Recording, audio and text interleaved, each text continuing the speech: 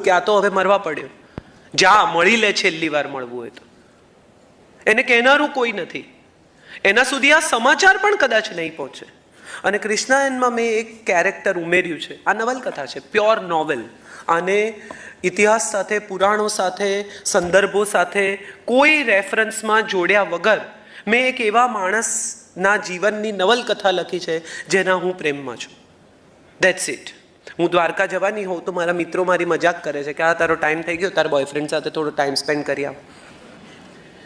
તો એ એક એવો માણસ કે જે રાધાની પ્રતીક્ષા કરે છે, ને રાધા આવે છે પણ એના ઇલ્યુઝનમાં આવે છે, એની તંદ્રામાં આવે છે. કાબુલીવાલા અહીં મને યાદ આવે કે દીકરીને છોડીને આવ્યો ત્યારે આટલી નાની હતી, એ ફ્રોક લઈને જાય છે તો એવડું જ છે. દીકરીના તો લગ્નની તૈયારી છે. આપણે જે માણસને જેવો છેલ્લો જોયો હોય ને, આપણા મનમાં એની એવી જ ઇમ્પ્રેશન હોય. ઘણા લોકો સ્કૂલમાં ક્રશ હોય, મને પણ હતા, તમને પણ હશે. સાયકલની ચેન ઉતરી જાય, નોટો પડી જાય, એ પસાર થતા હોય ત્યારે આવું બધા સાથે થયું જ હોય ને. ઘટનાના નામે કશું બને નહીં, એ આપણને જુએ, આપણે એને જોઈએ, બસ. સંવાદ પણ ભાગ્યે જ થયા હોય, પણ છતાંય એમ લાગે કે મારો પહેલો પ્રેમ છે. સમય વીતે, 20 વર્ષ થાય, એલ્યુમિનાઈ આવે, આપણને પણ એમ થાય કે આવશે. સરસમાં સરસ કપડાં, બ્યુટી પાર્લર, વાળ, આ તે બધું વ્યવસ્થિત કરીને પહોંચીએ અને એને જોઈએ ત્યારે એમ થાય કે હા, આની પાછળ ટાઈમ બગાડે. આ 20 વર્ષ મારી જિંદગીના હું એ માણસનો અફસોસ કરતી રહી કે મને આ ન મળ્યો. એક ક્ષણે હાથ જોડીને ઈશ્વરને કહેવાનું મન થાય કે આ ન મળ્યો, thank you so much, I am so thankful to you. અહીં એક મજાની વાત એ છે કે એને ખબર છે કે તમારા માટે શ્રેય શું છે ને પ્રેય શું છે. તમને જે પ્રેય છે એ શ્રેય ના પણ હોય, એ નહીં આપે. એક બહુ સરસ લાઈન કૃષ્ણાયનમાં છે, ને સરસ એટલા માટે કહું છું કે કૃષ્ણાયનને મેં કોઈને અર્પણ કરી નથી, હું ક્યારેય એની ક્રેડિટ લેતી નથી. એણે મને એની કથા કહેવા માટે ચૂઝ કરી, એ સિવાયની કોઈ કદાચ ક્રેડિટ હું લઈ શકું એમ નથી. એક લાઈન મેં લખી છે કે માગવાનો અધિકાર બધાને છે, પણ એને ના પાડવાનો અધિકાર છે ને એ આપણે ભૂલી જઈએ છીએ. આપણો પ્રોબ્લેમ એ છે કે આપણે એની પાસે જઈને માગીએ એટલે પગ પછાડીને માગીએ કે આપી જ દેવાનું ભાઈ, એમ થોડી ચાલે. માગ્યું ને મેં. ઘણા લોકો હોય ખબર છે, ઝઘડો થાય 2 જણા વચ્ચે, પછી કે સોરી. એ સોરી કહ્યું એ જ ક્ષણે તમારો મૂડ બદલાઈ જવો જોઈએ. બટનની જેમ સ્વિચ થાય ને આમ લાઈટ જેવી રીતે ઝગમગી ઉઠે એવી રીતે મૂડ બદલાવો જોઈએ. અને જો ન બદલાય તો કે સોરી તો કહ્યું એકવાર, હા પણ એને એનો સમય આપો. તમે માગ્યું છે, મૂક્યું છે, અરજી પહોંચી છે, વાંચશે, એને સમય મળશે ત્યારે, અને આપવું હશે તો આપશે, ને ના પાડે તો સાંભળી લેવાની. યાર, ચીફ મિનિસ્ટર ના પાડે તો કેવા બધા સાંભળી લે છે, પણ ભગવાન ના પાડે તો આપણે સાંભળતા નથી. અને મજા જુઓ કે કોઈ પણ માણસની ઓળખાણ આપે કે આ ઉદયનભાઈ છે, ચાર્ટર્ડ એકાઉન્ટન્ટ છે, આપમેળે આગળ આવે છે, સેલ્ફ મેડ મેન. પણ જો ઉદયનભાઈનું એક કામ ન થાય ને તો તરત કે કેવી જેવી હરી ઈચ્છા. હરીની શું કામ એવી ઈચ્છા હોય કે તમારું કામ ન થાય? એ નવરો છે તમારા માર્ગમાં રોડા અટકાવવા? એને બીજું કોઈ કામ જ નથી કે તમારું કામ બગાડવા બેસે? ભગવાન પરીક્ષા કરે આવું કહે છે ઘણા.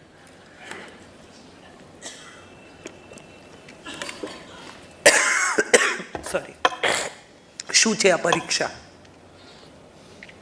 કેટલા બધા લોકો એમ કે ભગવાન પરીક્ષા કરે. શું કામ કરે?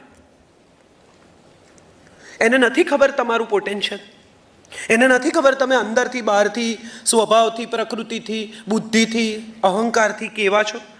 એણે જ ઘડ્યા છે, એના જ અંશ છો.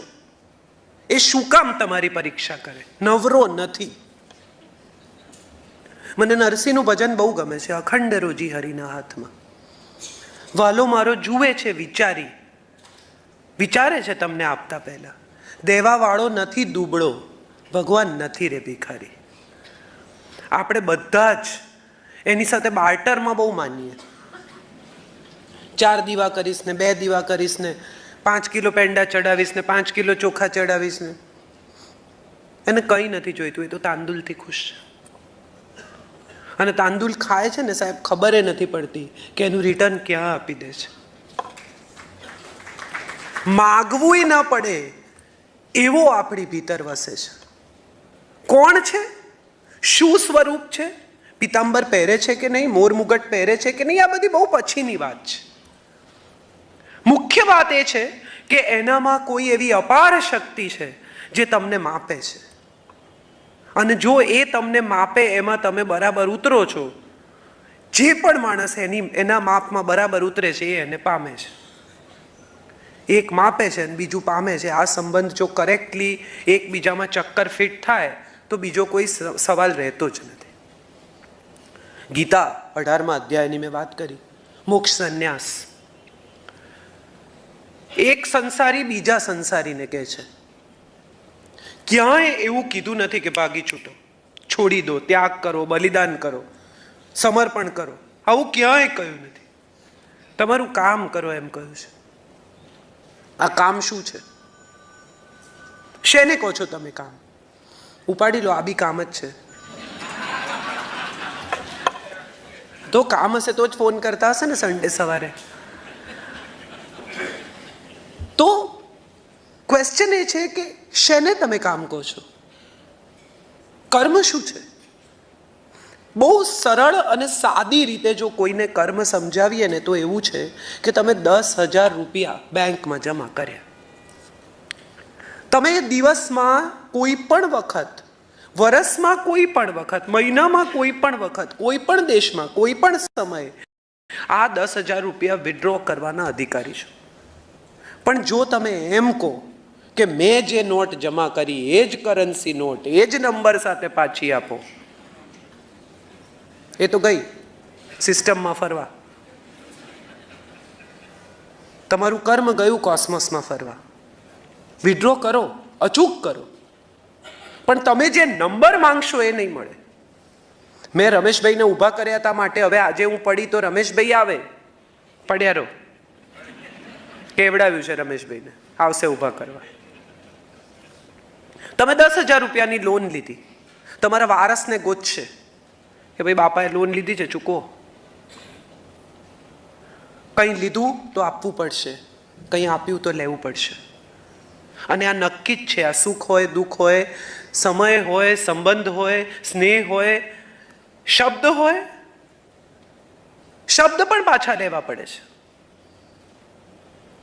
કૃષ્ણએ પોતે પોતાના શબ્દ પાછા લીધા. ન્યાસ્તિ શસ્ત્ર અયુધ્યમાન. એણે કહ્યું હું યુદ્ધ નહીં કરું, શસ્ત્ર નહીં ઉઠાવું. સારથી થયો. બધા એમ કે અમે તો ભગવાનને સોંપ્યું છે ને એને સારથી કર્યો છે. પણ સારથી કર્યા પછી પાછળ બેસીને કે આગે સે રાઈટ લેના, એમ થોડી હોય. એ લઈ જાય ત્યાં જવાનું તો સારથી. સ અર્થ છે તે સારથી છે. જેની પાસે અર્થ છે એ સારથી છે. અર્થ સભર છે તે સારથી છે. ગોવિંદ છે, ઇન્દ્રિયોને ચારે છે. ગોપાલ છે, ઇન્દ્રિયોનું પાલન કરે છે. તો આ આખી વાત બહુ ઇન્ટરેસ્ટિંગ છે કે એણે કહ્યું કે હું ન્યાસ્તિ શસ્ત્ર છું, અયુધ્યમાન, લડીશ નહીં. કથા બધાને ખબર છે, અર્જુન ને દુર્યોધન જોડે મળવા જાય છે. એ કંઈ મારે ફરી તમને કહેવાની જરૂર નથી. હવે ભીષ્મ ખૂબ ઘોર યુદ્ધ કરે છે. અર્જુનથી દાદાની સામે લડી શકાતું નથી. એક વાર સમજાવે છે, 2 વાર સમજાવે છે કે આમને આમ ચાલ્યું તો આ તો કચ્ચર ગાણ કાઢશે, ચાલ તારું કર્મ કર, લડ. પણ સમહાવ અર્જુનથી લડાતું નથી.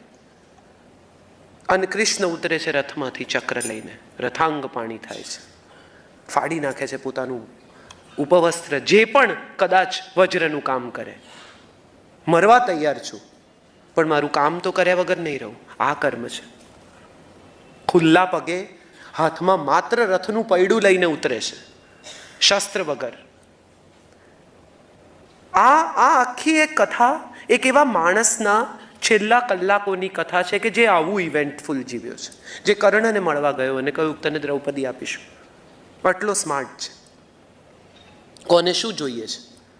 અમારા એક મિત્ર હતા આઈએએસ, એમ કહેતા કે દરેક માણસની કિંમત એના કપાળ પર લખી હોય છે, તમને વાંચતા આવડવી જોઈએ. કૃષ્ણને આવડતી હતી. એને ખબર હતી કે કર્ણને કહીશું કે દ્રૌપદી આપીશું તો માની જશે. જયદ્રથને ફસાવ્યો. કેટલા બધા આ બધા પછી કુરુક્ષેત્રનું યુદ્ધ પૂરું થાય છે પણ કુરુક્ષેત્રના યુદ્ધની પહેલાની એક કથા છે. કામ્યક વનમાં મળવા જાય છે દ્રૌપદીને. હવે વિષ્ટિ માટે જવાના છે અહીંથી. એક રાત રોકાય છે કામ્યક વનમાં જ્યારે પાંડવો વનવાસમાં છે. અને ત્યારે દ્રૌપદી એના પર ખૂબ ગુસ્સે થાય છે કે શેના માટે વિષ્ટિ કરવા જાય છે. તને યાદ નથી કે મારા વાળ ખેંચીને મને આવી રીતે જાહેરમાં વિવસ્ત્ર કરવાનો પ્રયત્ન કરેલો? શાબાશ, હવે તને યાદ આવી ગયું કે તારે ત્યાં જઈને વિષ્ટિ કરવાની છે, સમજાવવાના છે. આ બધું પોલિટિકલ છે, હું આમાં નથી. અને ત્યારે કૃષ્ણ એને કહે છે કે જેણે તને રડાવીને એ પણ રડશે. નમે મોઘમ વચો ભવે, મારા વચન ખોટા નહીં પડે, જા.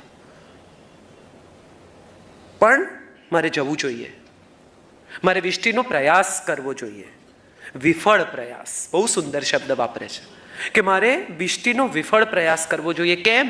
તો કે આવનારા વર્ષોમાં જ્યારે લોકો કૃષ્ણને યાદ કરશે ત્યારે એમ કહેશે કે આ રોકી શકતો તો પણ એને પ્રયત્ન ન કર્યો. Let me try, let me put in my efforts, let me at least give the recognition of making an effort to stop this whole thing. If I cannot, I cannot.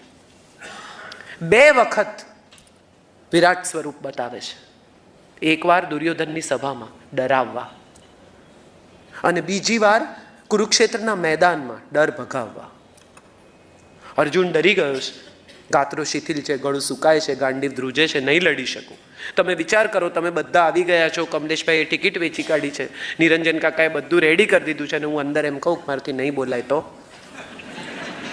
ફટકારે મને, અને અહીંયા લાવીને મારે અંદર બી નહીં કે જુઓ અમે આ કર્યું. જેના ખભે આખા યુદ્ધનો મદાર છે, જેના ગાંડીવ પર આ યુદ્ધ જીતાશે કે હરાશે એની વાત છે, એ માણસ કે છે કે મારથી નહીં લડાય. એક તમાચો મારે બીજું કોઈ હોય તો કે આ બધી બુદ્ધિ ગઈકાલ રાતે નહોતી, આજે સમજણ પડી બધી. મારતા નથી, ક્રોધ પણ કરતા નથી, એને બોલી લેવા દે છે. પહેલો ગીતાનો અધ્યાય અર્જુન વિષાદ યોગ છે. Only Arjun speaks and Krishna listens to him. તમે કોઈ પણ સાયકેટ્રિસ્ટ પાસે જાઓ, કોઈ પણ સાયકોલોજીસ્ટ પાસે જાઓ તો તમને પૂછે શું થાય છે, તમારે કહેવાનું ને એ સાંભળે. કેટલી બધી સ્ત્રીઓ સાયકેટ્રિસ્ટના પ્રેમમાં પડે, કેમ?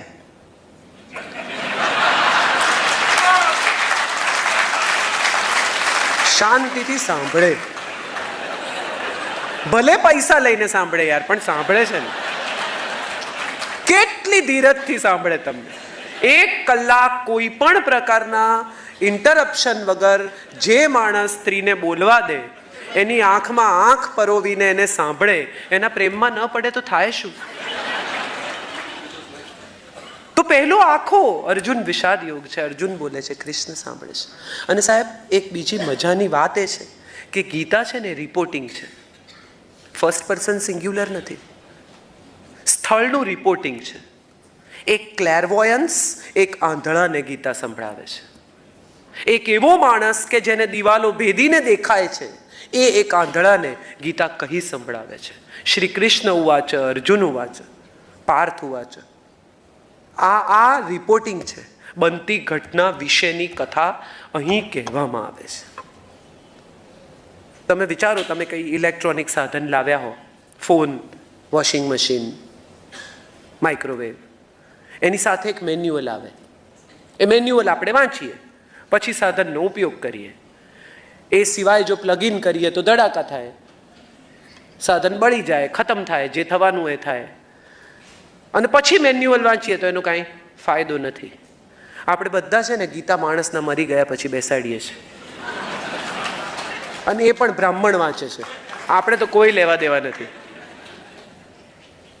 ગીતા ખરેખર જીવન જીવવાની રીત છે. 700 શ્લોકમાં એક પણ વાર હિન્દુ શબ્દનો પ્રયોગ નથી કર્યો. 700 verses, not even once he said કે હિન્દુ ધર્મ, એણે કહ્યું સ્વધર્મ, તમારો ધર્મ, તમારો પોતાનો ધર્મ. તને શું લાગે છે? તને આમ લાગે છે? તારું કન્વિક્શન શું છે? Stick by your conviction, follow your heart, believe in you. ક્યાંય એમ કહેતા નથી કે ના ના ના, અર્જુન તું ખોટો છે, હું તને કહું એમ કર. કહે છે સર્વધર્મ પરિત્યાજ્ય મામેકમ શરણમ વ્રજ. છોડ બધું ને મારા શરણે આવ. પણ પુરુષોમાં હું અર્જુન છું. તરત જ એનો તોડ આપે છે. હું અને તું ક્યાં જુદા છીએ? બધું છોડ ને મારા શરણે આવ. ના, બધું છોડ ને તારા પોતાના શરણે જા. Believe in you. ઉભો થા. ત્યાજ્ય હૃદય દૌર્બલ્યમ ઉત્તિષ્ઠ પરંતપ જાગ્રત વરાન પ્રાપ્ય નિબોધિત. તને જે મળી ચૂક્યું છે તે મેળવવાનો પ્રયાસ કર. આ કૃષ્ણ છે. વસ્ત્ર હરે છે ને વસ્ત્ર પૂરે છે. બંને કામ એક જ માણસ કરે છે. એને ખબર છે ક્યાં શું કરાય. સમજ છે આ. બેનપણીઓ સાથે વસ્ત્ર હરાય અને જ્યારે કોઈ સ્ત્રી મુશ્કેલીમાં હોય ત્યારે વસ્ત્ર પૂરાય. આ બંનેનું બેલેન્સ છે એની વચ્ચે. ત્યાં જઈને નથી તાળીઓ પાડતા કે વેરી ગુડ, લઈ જ લો કપડા, મજા આવી ગઈ આજે તો. માટે કદાચ આ માણસ બહુ ઇન્ટરેસ્ટિંગ છે. એના ડાયમેન્શન્સ ખૂબ છે અને દરેક ડાયમેન્શનમાં તમે જેમ ઊંડા ઉતરતા જાઓ એમ બીજા ડાયમેન્શન મળતા જાય છે. વધુ ને વધુ સમજવો, વધુ ને વધુ જાણવો, વધુ ને વધુ ઓળખવો અને વધુ ને વધુ મજા કરવી. અને ત્યારે મને એમ થાય કે નરસિંહ કેટલું અદ્ભુત લખે છે. જલકમલ છાંડી જાને બાળા. શરૂઆત બાળાથી થાય છે. બચ્ચું આવ્યું છે એક બોલ લેવા, કાચ તૂટ્યો છે ને એક બચ્ચું બોલ માંગવા આવ્યું છે. સ્વામી અમારો જાગશે, જાગશે તને મારશે. જાગી જશે ને અંકલ તો ફટકારશે, ફરી બોલ નહીં નાખતો આવી રીતે. બેઉ બળિયા બાથે વળિયા કૃષ્ણે કાળી નાગના થયો. અને એના પછીની પંક્તિમાં બેઉ કર જોડી વિનવે સ્વામી મૂકો અમારા કંથને. હમણાં જે બાળક હતો એ સ્વામી થઈ ગયો અને જે સ્વામી હતો એ કંથ થઈ ગયો. આ સમજ છે નરસિંહની. અને કેટલી સુપર પાવર શિફ્ટિંગની રમત થાય છે કે જે હજી હમણાં બચ્ચું લાગતું હતું એ તો સ્વામી છે, ભૂલ થઈ ગઈ યાર, તને ઓળખ્યો નહીં, ન ઓળખ્યા ભગવંતને. આ કૃષ્ણનું જીવન કેવું જીવાયું, એણે શું કર્યું, એ જીવનમાં ક્યાં ખોટો ક્યાં સાચો, એણે શું જોયું, એણે શું નથી જોયું, એણે શું પોતાની જાત સાથે સમાધાન કર્યું, એની આ કથા છે. રાધા આવે છે ઇલ્યુઝનમાં, એને જે છેલ્લી જોઈ છે એવી 20 વર્ષની ચંચળ તોફાની છોકરી. પણ એક પાત્ર મેં નાખ્યું છે રાધાની પુત્રવધુનું. એનું નામ શુભ્રા છે, પણ એને રાધા શ્યામા કહીને બોલાવે છે કારણ કે હૃદયની ખૂબ નજીક છે. બીજા કોને કે એક સ્ત્રી બીજી સ્ત્રીની વાત સમજી શકે. અને ક્યારે સમજી શકે છે એનો એક પ્રસંગ મેં આમાં નાખ્યો છે કે એક દિવસ દીકરો વહુને મારે છે રાત્રે, અને બીજું તો કંઈ થઈ શકતું નથી. પેલી રડીને માર ખાઈને થાંભલાને અઢેલીને બેઠી છે ત્યારે રાધા જઈને બાજુમાં બેસે છે. અને ત્યારે પુત્રવધુ પૂછે છે કે જિંદગીમાં ગમે તેટલો તડકો પડે પણ હૃદયનો એક ભીનો રહી ગયેલો ખૂણો સુકાય જ નહીં તો કોઈ શું કરે? હું મારા તરફથી તમામ ડ્યુટીઝ કરું છું, હું મારા તરફથી જે થઈ શકે તે કરું છું, એને ખુશ રાખવાનો પ્રયત્ન કરું છું, એના સંતાનોની માં છું, તમારા ઘરની પુત્રવધુ છું, કુળવધુ છું, ગૃહલક્ષ્મી છું. મેં ક્યાંય મારી જવાબદારીમાં, મારા ઉત્તરદાયિત્વમાં, મારી ડ્યુટીઝમાં ચોરી નથી કરી. પણ જે મારા મનમાં વસે છે એ વસે છે, હું શું કરું, કેમ કાઢું એને? અને ત્યારે પહેલી વાર રાધાને સમજાય છે કે સ્ત્રીઓ જુદી નથી હોતી. પેઢીઓ બદલાય, જગ્યાઓ બદલાય, સમય બદલાય, ભાષા બદલાય, દેશ બદલાય, ઇમોશન એના એ રહે છે. ત્યારે દિલ તૂટતા હતા તો લોકો મુકેશના ગીતો સાંભળતા હતા. આજે રાહત ફતેહ અલી ખાન સાંભળે છે, પણ વાત તો એની જ છે ને. એક સમય હતો કે ત્યારે મુકેશના ગીતો આમ દિવસો જુદાઈના જાય છે ગાય, પુરુષોત્તમભાઈ તો આમ આંખમાંથી આંસુ ઝરે, પત્ની તો બાજુમાં જ બેઠી હોય, તો પછી કોની જુદાઈ? આ કઈ વાતે રડે છે? પત્ની એ રડતી હોય કોઈ વાર ને બે એકબીજાને પૂછવાનું ટાળે કે છોડો, જે થવાનું હતું એ થઈ ગયું, ચર્ચા ખોલવી જ નથી. વાત કરીએ તો કઈ પ્રશ્ન થાય ને, વાત જ નથી કરવી.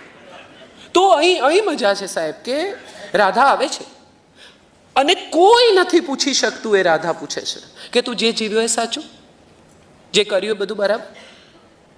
તને નથી લાગતું કે ક્યાંક કશું ખોટું થયું છે?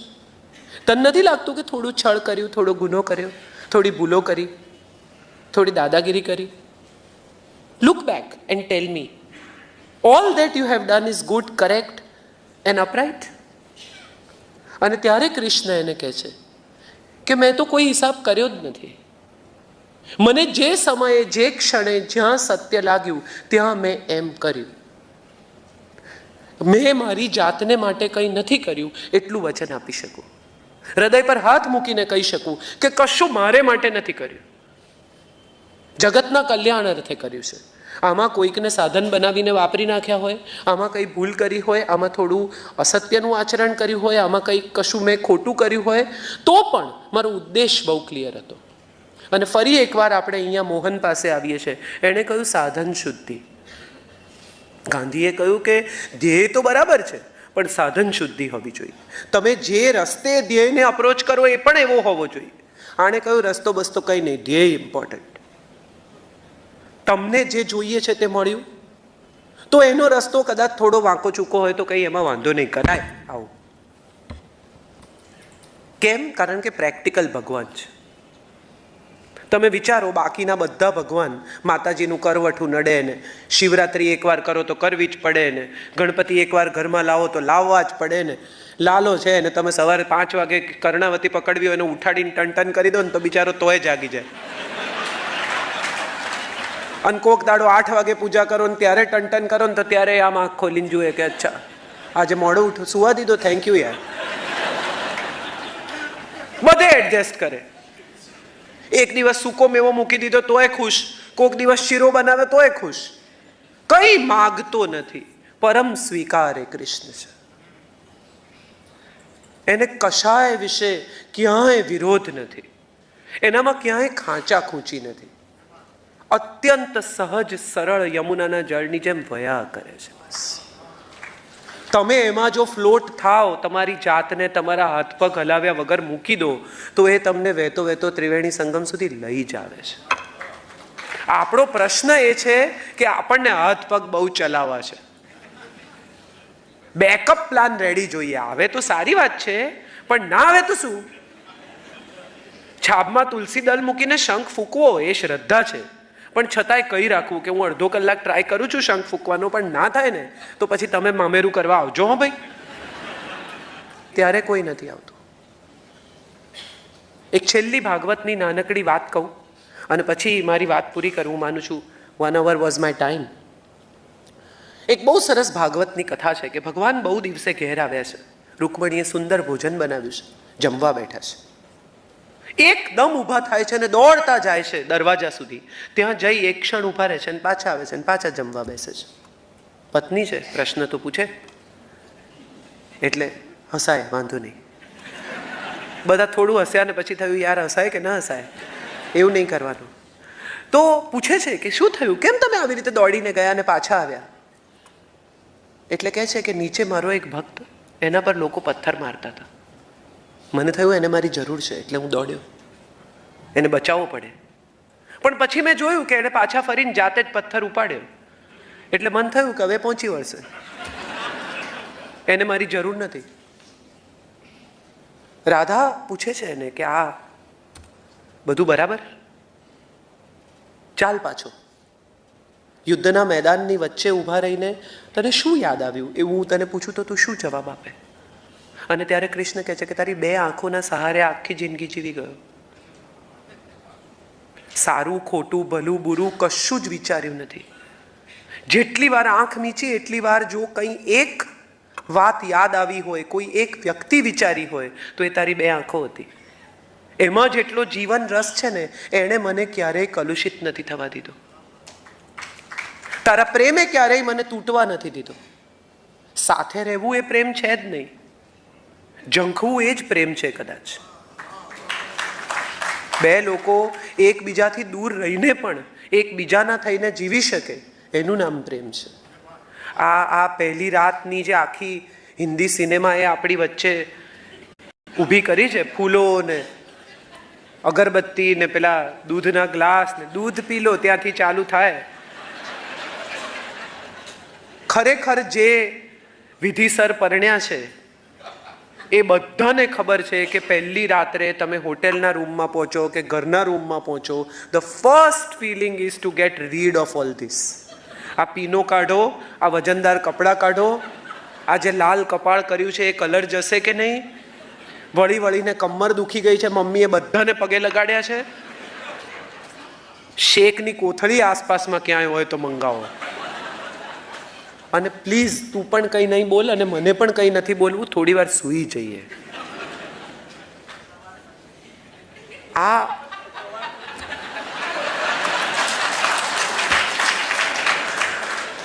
I like it.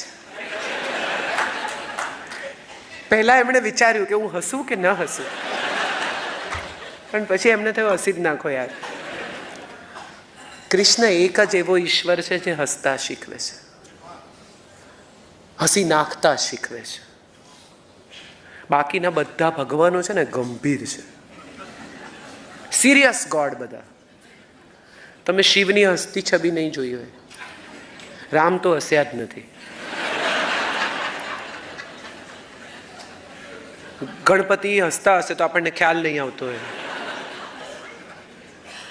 એક માણસની બોટ ડૂબતી હતી, આ તો પુરુષોત્તમભાઈએ જ કીધેલો જોક છે, હવે એમની જ સામે બ્રહ્મ લટકા કરે બ્રહ્મ સામે. પણ આ જોક મને ગમે છે બહુ, કે એક માણસની બોટ ડૂબતી હતી, એણે બધા ભગવાનને યાદ કર્યા, શિવને બોલાવ્યા, માતાજીને બોલાવ્યા, પૂછડાને બોલાવ્યા, ઢીકડાને બોલાવ્યા, કોઈ આવ્યું નહીં. ગણપતિને યાદ કર્યા કે એ વિઘ્નહર્તા આવ, આ બોટ ડૂબી જવાની, હું તો મરવાનો. એટલે ગણપતિ આવ્યા પણ બોટના કિનારે નાચવા માંડ્યા. એટલે માણસે કહ્યું હું મરી જઈશ હમણાં, આ બોટ ભરાઈ ગઈ છે, હું ડૂબી જઈશ, તું નાચસ? એટલે ગણપતિએ કીધું કે કેમ, દર વર્ષે મને ડૂબાડીને તું નાચે છે, ત્યારે હવે મારો વારો છે, આજે તું ડૂબ ને હું નાચીશ. મજા એ પણ છે. તો કૃષ્ણ એક એવો ઈશ્વર છે જે નાચતા શીખવે છે. હા, ઉત્સવ એવું કહેવાય છે કે કૃષ્ણ કે એમ કરાય, કૃષ્ણ કરે એમ ન કરાય. તમે શું માનો છો? એ કરે એમ પણ કરાય ને કે એમ પણ કરાય. એને પૂછી લેવું કે આ બેમાંથી શું કરું. તે આવું કર્યું છે અને તે આવું કહ્યું છે, તો હવે કે ભાઈ તું.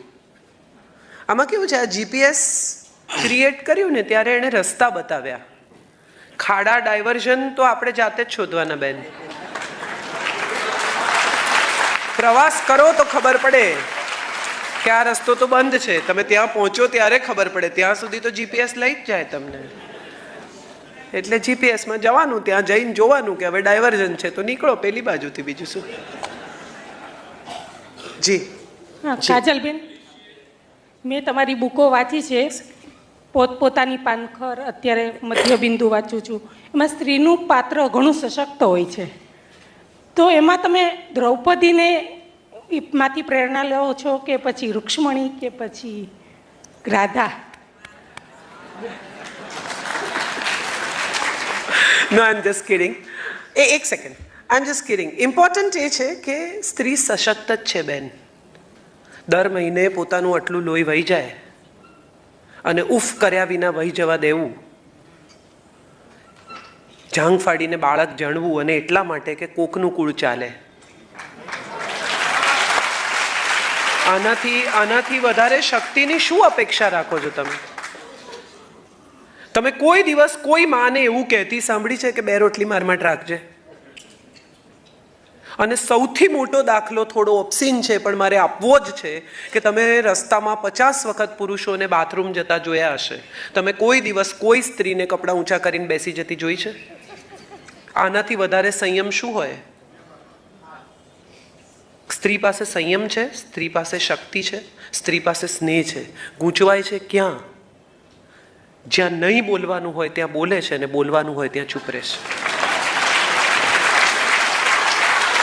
અહીંયા મોટી ગૂંચવણ છે. જ્યારે ખરેખર કહેવાનું છે, જ્યારે ખરેખર રિબેલ કરવાનું છે, જ્યાં ખરેખર અવાજ ઉઠાવવાનો છે, ત્યાં નથી બોલતી. અને જ્યાં નથી બોલવાનું, ખરેખર તમારી મમ્મી આવી છે અને તમારી બેન આવી છે કે એને નથી ખબર, એ તમારા કરતાં વધારે વર્ષ એની જોડે રહ્યા છે.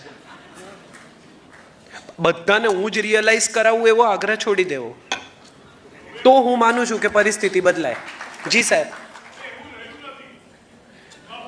તમારે ઘેર ચાલો જી sir, I am just kidding. જી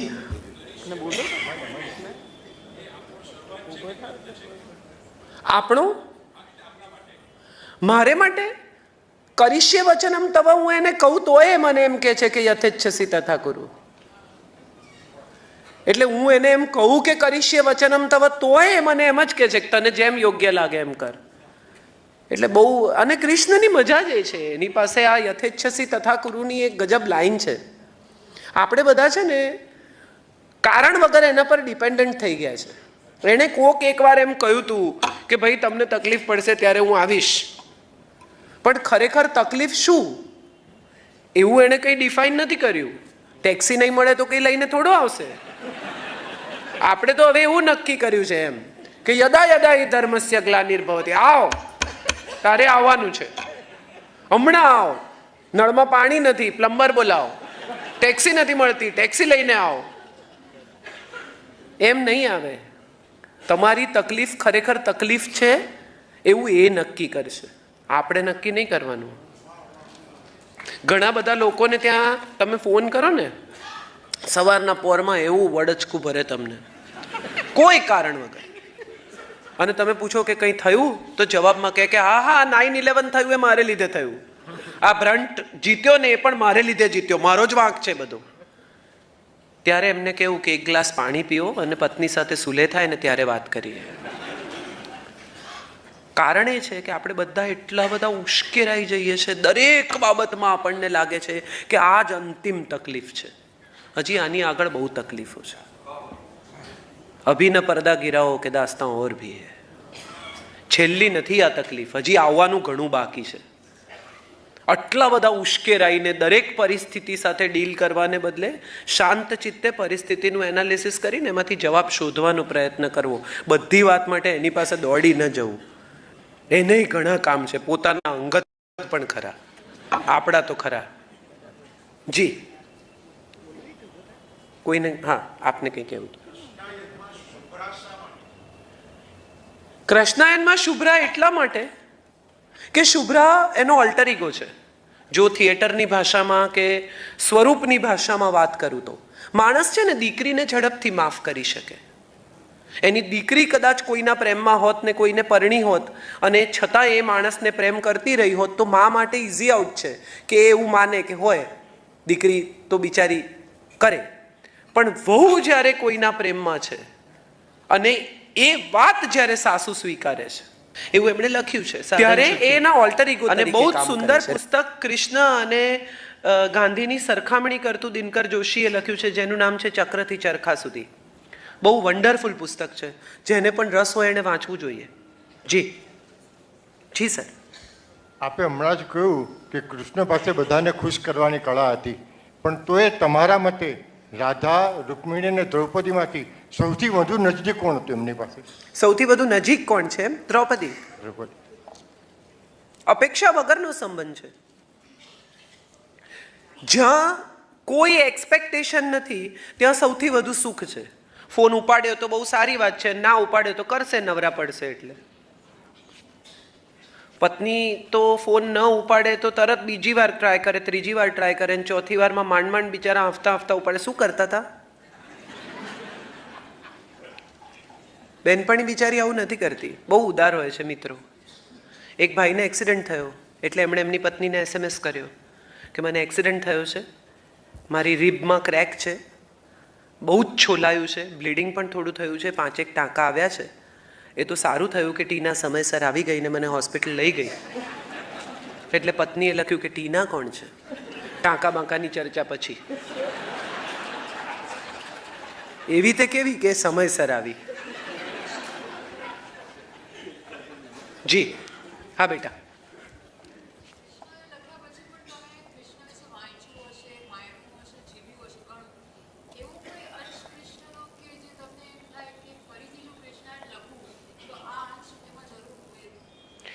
એક બહુ સુંદર મહાભારતનો પ્રસંગ છે જે મેં પછીથી વાંચ્યો, જે મેં દ્રૌપદીમાં લઈ જ લીધો છે. પરીક્ષિત મૃત જન્મે છે અને દ્રૌપદી જાય છે રાજ્યસભામાં અને એને જઈને કહે છે કે તે બધાને છેતરી, મને પણ છેતરી. તે તો કહેલું કે પાંડવોનો વંશ રહેશે, આ છેલ્લું બાળક તો મરેલું જન્મ્યું. અશ્વત્થામાનું બ્રહ્માસ્ત્ર ઉત્તરાના ગર્ભ પર પડે છે અને બાળક મરેલું જન્મ્યું છે. કૃષ્ણ સૂતાગારમાં જાય છે, હાથમાં અંજલિ લે છે અને 6 શ્લોક બોલે છે. પહેલો શ્લોક એ છે કે જો આમાંથી કશું મેં મારે માટે ન કર્યું હોય તો બાળક જીવતું થાય. મેં હંમેશા પાંડવોનું શ્રેય ઈચ્છ્યું હોય તો બાળક જીવતું થાય. અને છેલ્લે કહે છે કે મેં બ્રહ્મચર્યનું પાલન કર્યું હોય તો બાળક જીવતું થાય. કૃષ્ણ તો જતા રહે છે, પરીક્ષિત રડે છે, સત્યભામા ઊભા છે, દ્રૌપદી ઊભા છે. અને સત્યભામા દ્રૌપદીને પૂછે છે કે આ શું કહી ગયા બ્રહ્મચર્યનું? આટલી પત્નીઓ, આટલા પુત્રો, આટલા પ્રપૌત્રો. અને ત્યારે દ્રૌપદી જવાબ આપે છે કે એમના જેટલા લગ્ન થયા છે ને એ બધા દેહ લગ્ન છે. એમનું સ્નેહ લગ્ન તો થયું જ નથી અને માટે એમનું મન બ્રહ્મચારી છે. એમના શરીરે એનો ધર્મ પૂરો કર્યો પણ એના મને એનો ધર્મ પૂરો કરવાનો હજી કદાચ બાકી છે. એનું મન જ્યાં વસે છે, આપણે બધા નથી, આપણામાં ઘણા એવા હશે કે 7/12ના ઉતારામાં, રેશન કાર્ડમાં, પાસપોર્ટમાં જે એડ્રેસ લખ્યું હોય ત્યાં માણસ ખરેખર રહેતો હોય, વસતો ના હોય. It happens to all of us. So he was also probably looking for something that he never got in his life. અને આ આખી વાતને અંતે એક લાઈન દ્રૌપદી બહુ સરસ કહે છે. આ મહાભારતનું ઓરિજિનલ શ્લોક છે કે આ વાતની મારાથી વધારે કોને ખબર છે? તમારું મન જ્યાં વસ્તુ હોય ત્યાં તમે વસી જ શકો એવી સગવડ કદાચ બધાને નથી પણ મળતી. એ વાત મને લાગ્યું કે આમાં સમાવવી જોઈતી હતી, પણ એ મેં પછીથી વાંચી એટલે આમાં નથી. અને કૃષ્ણાયનમાં હવે મને બહુ ચેડા કરવાની ઈચ્છા નથી. આ જેમ છે એમ ભલે રહ્યું. જી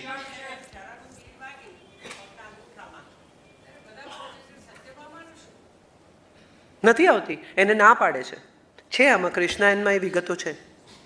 એને યાદવા સ્થળીમાં પણ સાથે નથી લઈ જતા અને કહે છે કે હજી તમારે જીવવાનું બાકી છે, તમારો સમય પૂરો નથી થયો. છે આમાં. એ તમારા સવાલનો જવાબ કૃષ્ણાયનમાં છે. જી મેમ. Yes sir. બાલ્કનીના પ્રેક્ષકોનું આપણે અભિવાદન કરીએ છીએ. બોલો પ્લીઝ બોલો. ઉર્મિલા વિશે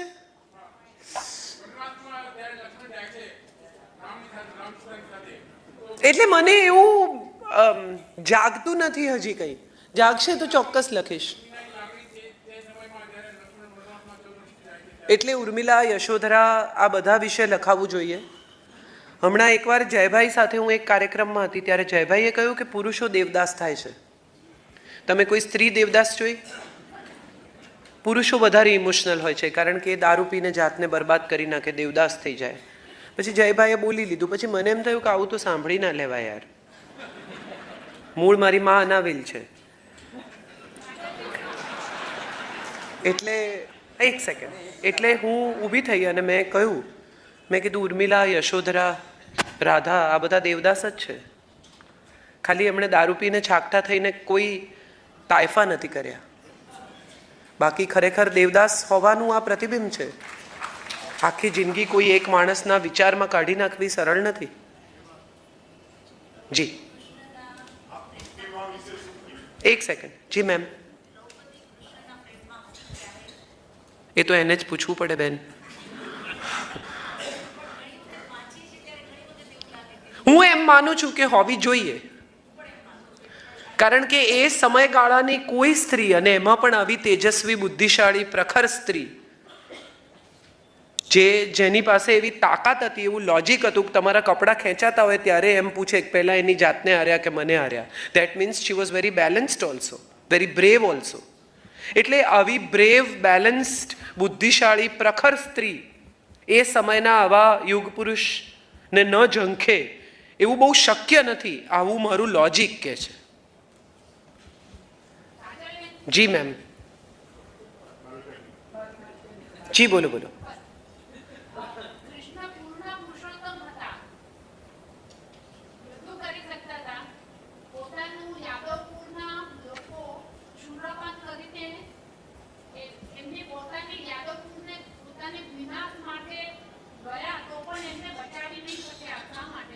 બચાવવા માંગતા જ નહોતા.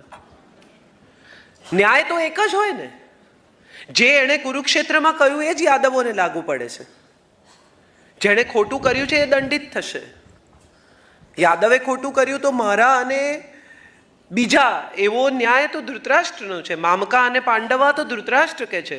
કૃષ્ણ માટે તો બધા સમાન છે. જેણે ખોટું કર્યું એ મરશે, જેણે ખોટું કર્યું એનો વિનાશ થશે. તમે વિચાર કરો કે ગીતા આગલે દિવસે સાંજે કેમ ના કહી શિબિરમાં કે બેસો તમને ગીતા કહું.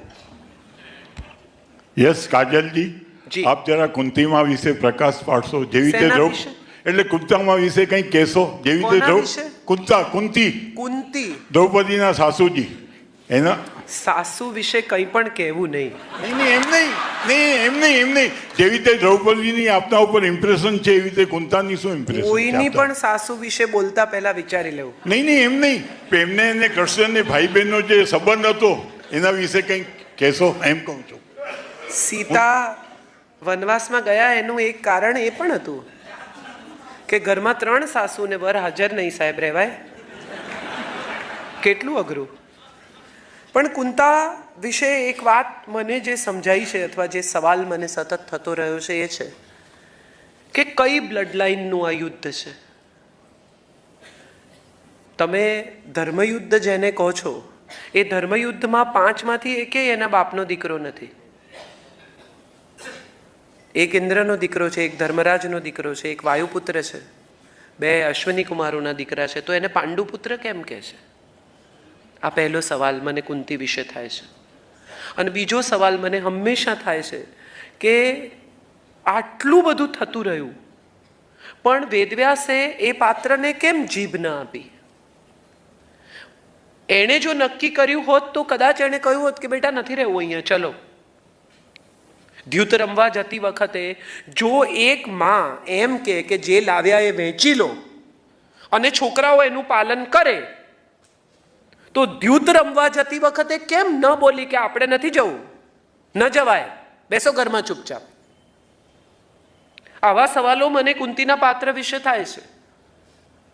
અને એટલા માટે થાય છે કે હું એક નોવેલિસ્ટ છું અને પાત્ર વિશે વિચારું તો મને એમ થાય કે કુંતીના પાત્રને ઘણા ડાયમેન્શન આપી શકાયા હોત જે નથી અપાયા. સત્યવતીનું પાત્ર પછીથી ખોવાઈ જાય છે. સત્યવતી વિશે પછી કોઈ ક્યાંય ઉલ્લેખ જ નથી. જે માં નિયોગ કરવા માટે પોતાના આગલા ઘરના દીકરાને બોલાવે તો એનો અર્થ એમ થયો કે ચિત્રાંગદ અને વિચિત્ર વીર્ય પણ કુરુવંશ નથી. એ તો વેદવ્યાસના છોકરા છે. અને એ ચિત્રાંગદ અને વિચિત્ર વીર્યના છોકરા ધૃતરાષ્ટ્ર, વિદુર અને પાંડુના આ છોકરા નથી તો કઈ બ્લડ લાઇનનું યુદ્ધ છે? આ જમીન એમને શું કામ મળવી જોઈએ? On what grounds? હવે તો આપણે આ સીધી લીટીનું પેઢીનામું સમજીએ છીએ. 7/12ના ઉતારામાં તમારે સીધી લીટીનું પેઢીનામું કરવું પડે તો આ સીધી લીટીનું પેઢીનામું તો થતું જ નથી. તો on what grounds did she say કે આ ધર્મયુદ્ધ છે? અને વેરી ઇમ્પોર્ટન્ટલી કે એકવાર બોલ્યું, દાખલા તરીકે એણે એમ કહ્યું કે હા ચાલો વહેંચી લો, પાછી ફરીને જોયું કે વ્યક્તિ છે, વસ્તુ નથી, તો એમ કેમ ન કહ્યું કે ના યાર સોરી મારી ભૂલ થઈ ગઈ, હું એમ સમજી કે કંઈ વસ્તુ છે? આવી કેવી સ્ત્રી? આવા સવાલો મને કુંતી વિશે અનેક વાર થયા છે. I find the character very weak, very difficult to understand and very very difficult to digest. This is my reading. હું કોઈના પણ હૃદયને, કોઈની પણ લાગણીને ઠેસ પહોંચાડતી હોય તો માફી માંગુ છું, પણ આવું મને લાગ્યું છે. જી. હલો કાજલબેન, તમને રાધાની ઈચ્છા આવે છે? હલો. ના રે, જો અહીંયા આ સાઈડ. હા બોલો. રાધાની ઈચ્છા આવે તમને? ના રે, જરાય નહીં ને. તમે કૃષ્ણમાં છો. કૃષ્ણને તમે જો એકવાર પ્રેમ કરવા માંડો ને તો તમને ઈર્ષા